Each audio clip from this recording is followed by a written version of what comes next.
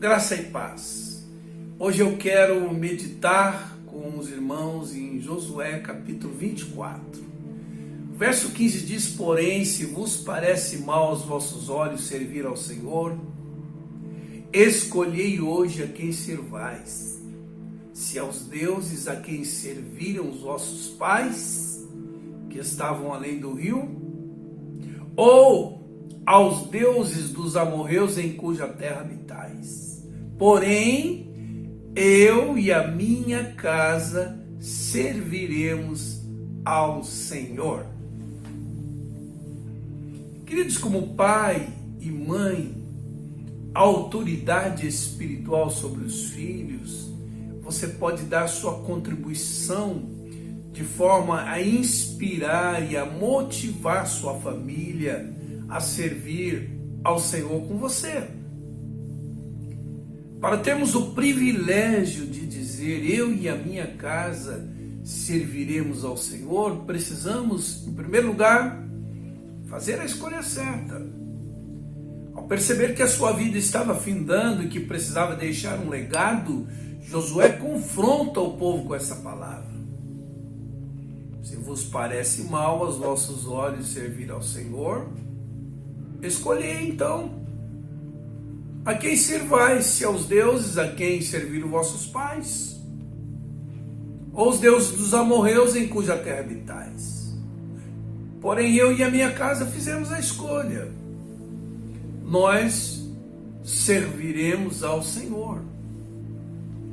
Queridos, hoje de maneira geral não somos tentados aí para a vala comum do paganismo, da idolatria, como na época de Josué, mas podemos eleger outras prioridades que podem nos afastar de Deus e da sua obra. Assim, as coisas de Deus vão sendo relegadas a um segundo plano. Quando em Mateus capítulo 6, verso 33, Jesus disse: buscai em primeiro lugar o reino de Deus e a sua justiça, e as demais coisas vos serão acrescentadas. Essa é a escolha certa, colocar as primeiras coisas em primeiro lugar, que faz aquele que quer ter o privilégio de dizer: eu e a minha casa serviremos ao Senhor. Segundo lugar, precisamos assumir o sacerdócio do lar. O texto sugere que Josué chama para si a responsabilidade de indicar um rumo espiritual para a família, de sair na frente, de se posicionar, levando a reboque seus familiares. Queridos, esposas e filhos gostam de saber para que direção o líder está indo. O sacerdote está conduzindo a sua família. Ninguém se sente confortável seguindo um líder que não sabe para onde vai. Então, exercer o sacerdócio do lar é um princípio estabelecido por Deus, quer gostemos ou não. Se o homem não assume essa posição, essa atitude não anula o princípio. Se o líder do lar quiser dar sua contribuição para ter o privilégio de dizer eu e a minha casa serviremos ao Senhor, ele precisa assumir o sacerdócio da sua casa, a liderança espiritual da família. Em terceiro lugar, precisamos dar exemplo de compromisso com a obra de Deus e com Deus da obra.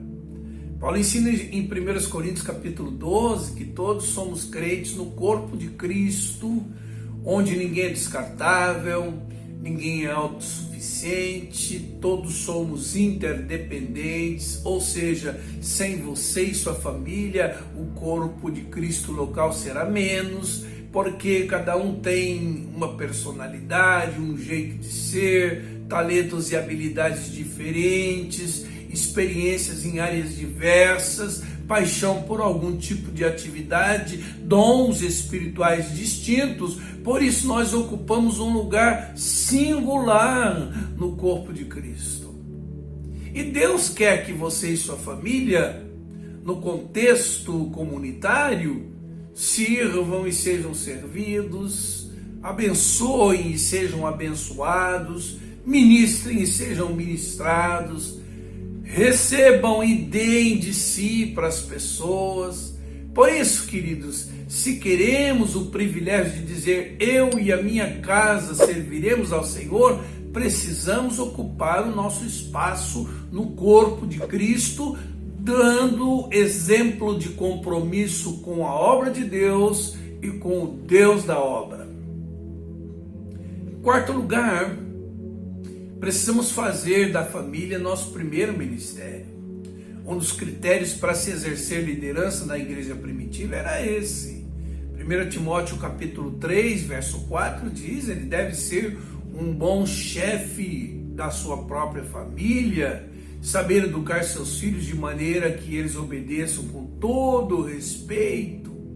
Pois se alguém não sabe governar a própria família, como poderá cuidar da igreja de Deus? É a pergunta que Paulo faz.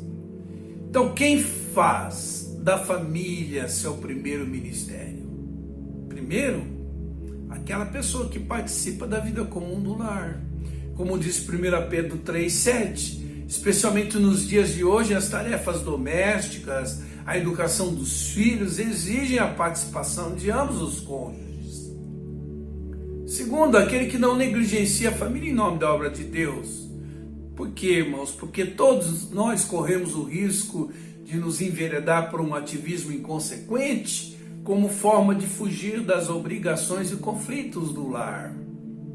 Terceiro, aquele que traz a família para junto de si e, consequentemente, para junto do altar. O exemplo, a coerência de vida cristã, ou seja, ser o mesmo na igreja e em casa, o amor pelos irmãos, o respeito pelos líderes, vão exercer um poder de atração nos filhos. Assim como ficar criticando irmãos e líderes na frente dos filhos pode gerar uma indisposição.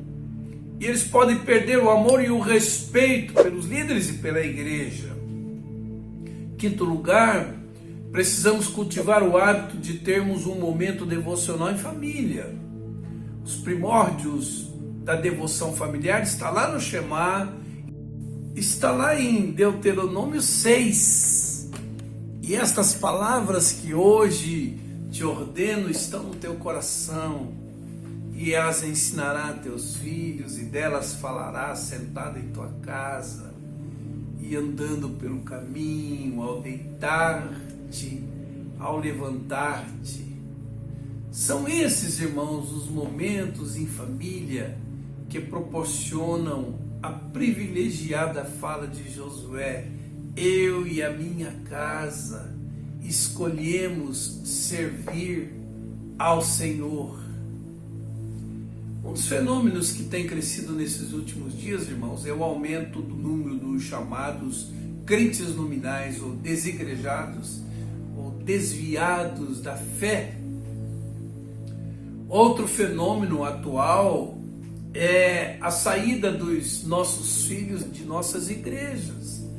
Um percentual enorme de crianças educadas no ministério infantil das igrejas abandonou a fé quando entram na juventude. É nesse ambiente doméstico que filhos são preparados para seguirem firme nos caminhos do Senhor, bem como para grandes cometimentos. Por exemplo, Timóteo, o jovenzinho Timóteo, se beneficiou das instruções da mãe e da avó, que eram tementes a Deus. 2 Timóteo, capítulo 3, verso 14, diz: quanto a você, porém, Timóteo, permaneça nas coisas que aprendeu e das quais tem convicção, pois você sabe de quem aprendeu. Quem ensinou a palavra a Timóteo, irmãos? 2 Timóteo capítulo 1, verso 5 diz: Timóteo, recordo-me da sua fé não fingida, que primeiro habitou em sua avó Loide e em sua mãe Eunice. passa pela avó, passa pela mãe, e o verso 3 diz: estou convencido que também habita em você. 3 gerações. Irmãos, essa busca de Deus em família pode marcar a vida dos nossos filhos, fortalecer laços afetivos e ser um momento de renovação de forças. Assim é que levantamos um muro de proteção contra as ações malignas e influências mundanas que conspiram contra a nossa família. Amém? Que você, em nome de Jesus, possa dizer como Josué: eu e a minha casa serviremos ao Senhor. Que Deus lhe conceda esse privilégio. Amém? Vamos orar. Senhor Deus, em nome de Jesus, livra-nos dos equívocos de prioridades que nos levam às escolhas erradas.